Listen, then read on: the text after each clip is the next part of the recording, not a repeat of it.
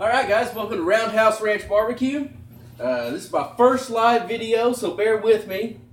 Today I'm going to keep it simple. It should be fairly short unless you guys have questions or anything, which I'll be happy to answer. Just go ahead and hit those in the chat, and we'll see if we can get those answered if you have any questions. I'm going to show you how to make my favorite rib rub. Renee, if people pop on or say anything, you can read comments, I think, and let me know. It should pop up. You need to shut that curtain. So, hang on, okay? Is that better? Somewhat. Okay, yeah, like I said, we're going to do my Suck, favorite E-Dog. pork rib rub. In for the grill, tuned in. Awesome. Yeah, hello Scott. Yeah, well, I'm going to show you how to do my favorite pork rib rub. Okay, this is kind of a Memphis style, southernish style of pork rib rub. It's pretty simple. As you can see, there's a fair amount of ingredients, but it's fairly easy to do. Okay? In for the grill, says Eric. Yep. Alright, we're going to start off with 1/2 cup of cane sugar.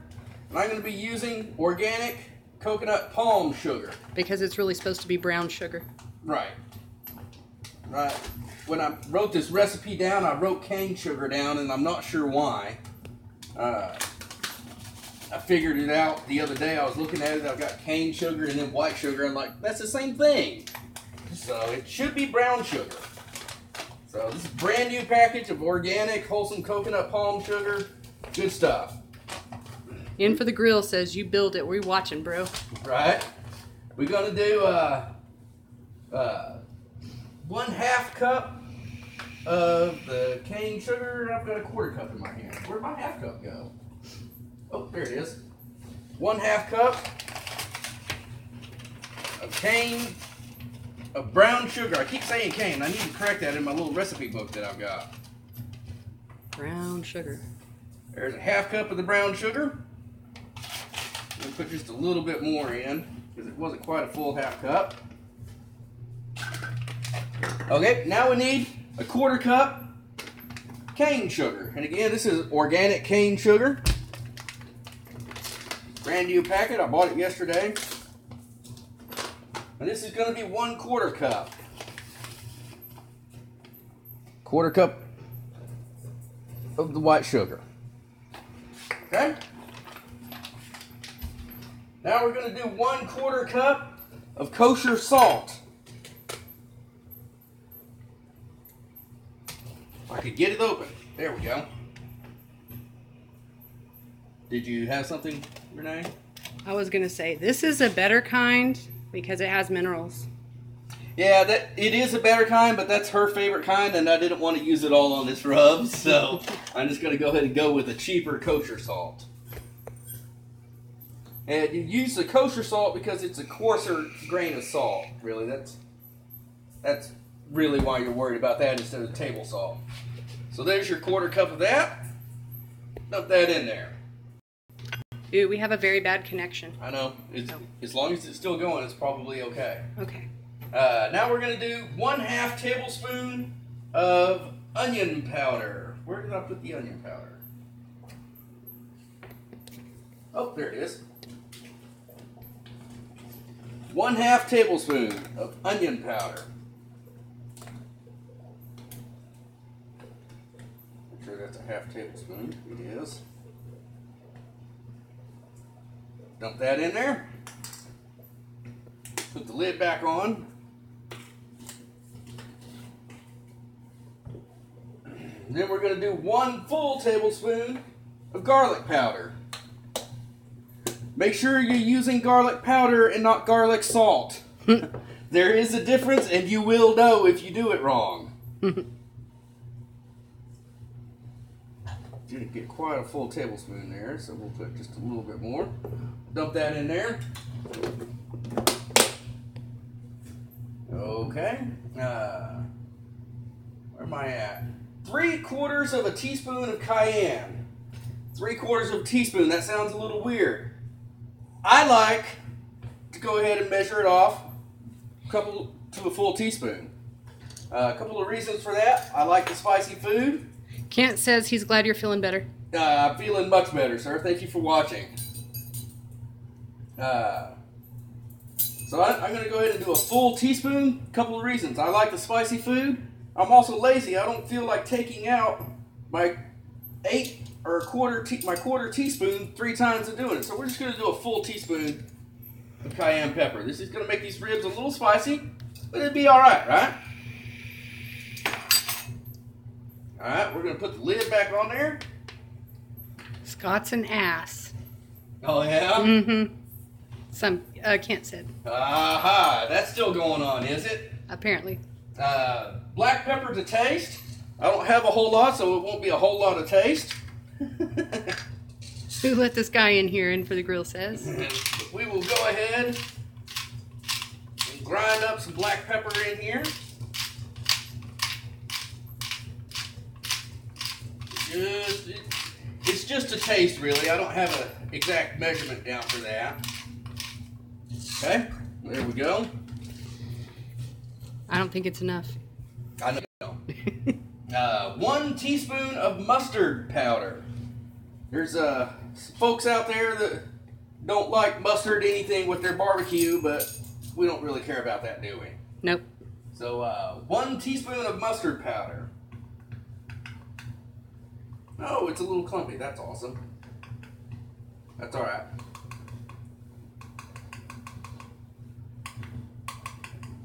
Okay, so it's a little clumpy.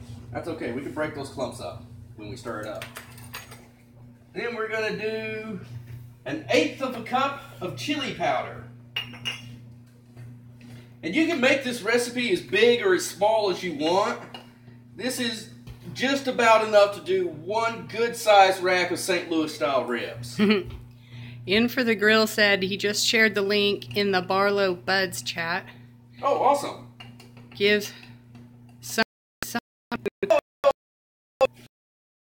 Saw that.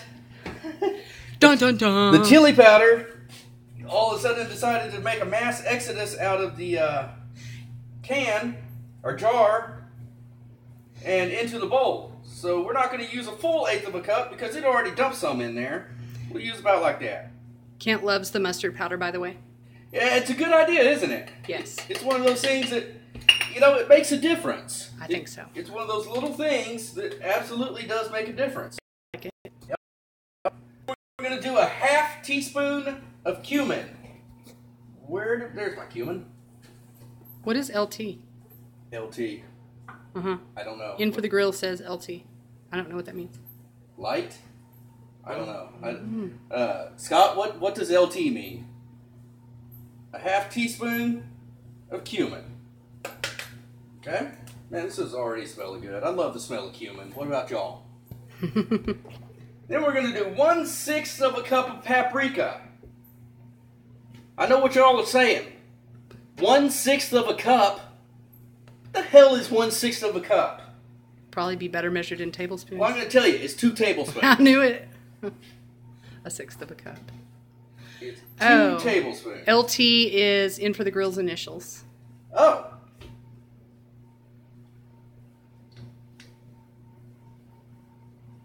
That doesn't sound right. Our Shack Barbecue is nickname Lewis Oh, okay. something. Okay, yeah, Lewis. Okay, so there we go. The paprika, there's 1 tablespoon.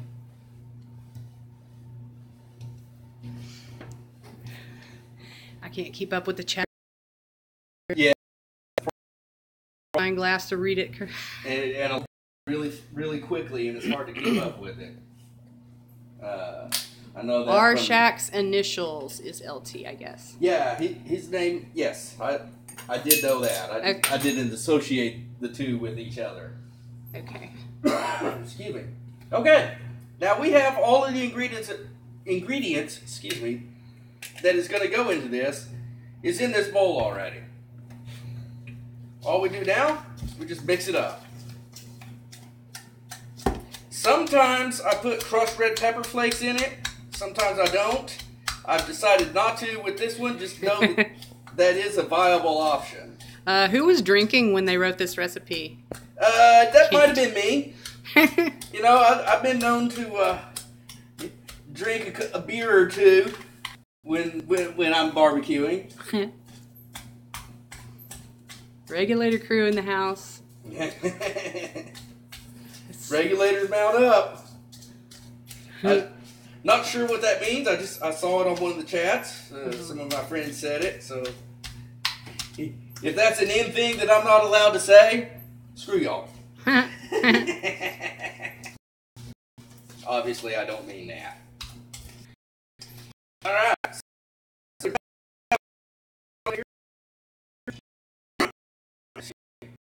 And for the grill, hell yeah. Hell yeah. Mm-hmm.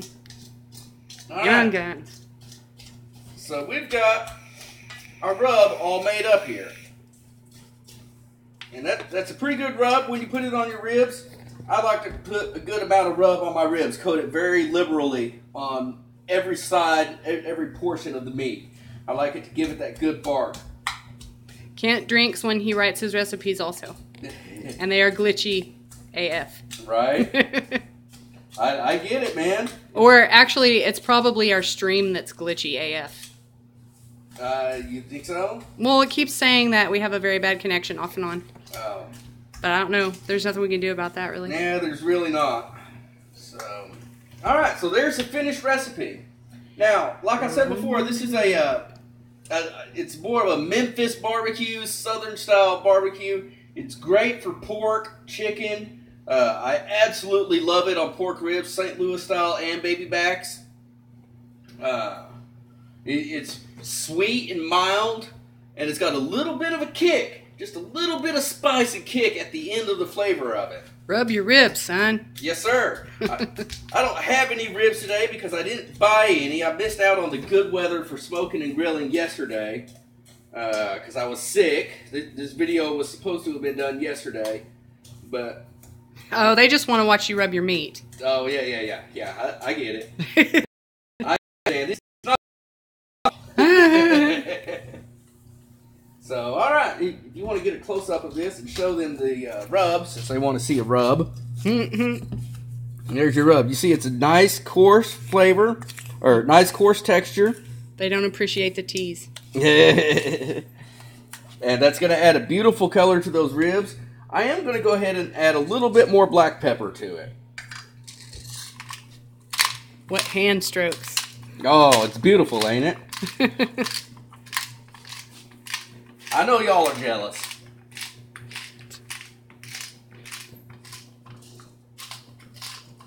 Alright, there we go. And there's our... Nice color. It has nice color. It's got a beautiful color to it. And this paprika and this chili powder is going to make a great color once it's caught the smoke.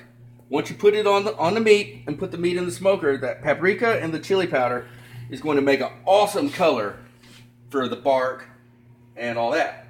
Now, the coarse ground black pepper and the kosher salt, that's going to add the texture for your bark. All right?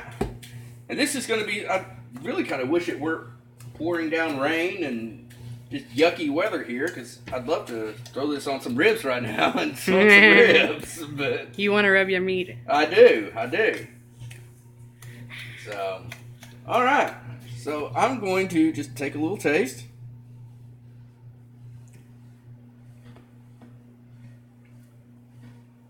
Oh man, Renee, try a little taste.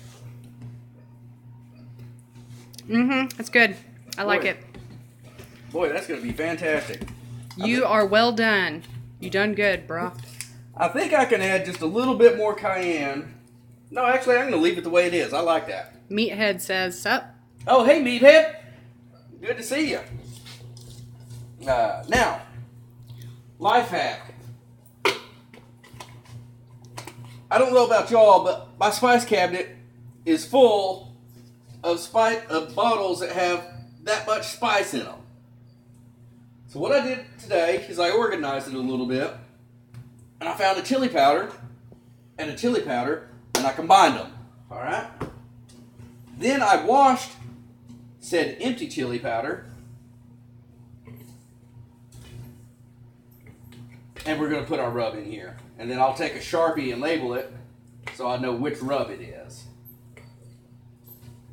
So, there's that. By the way, y'all, I'm up to 94 subscribers now, which is awesome. I'm really surprised and I'm ecstatic about it. Danny Pruitt says he's at. Hey, Danny. Nice of you to join us. I hope you enjoyed it.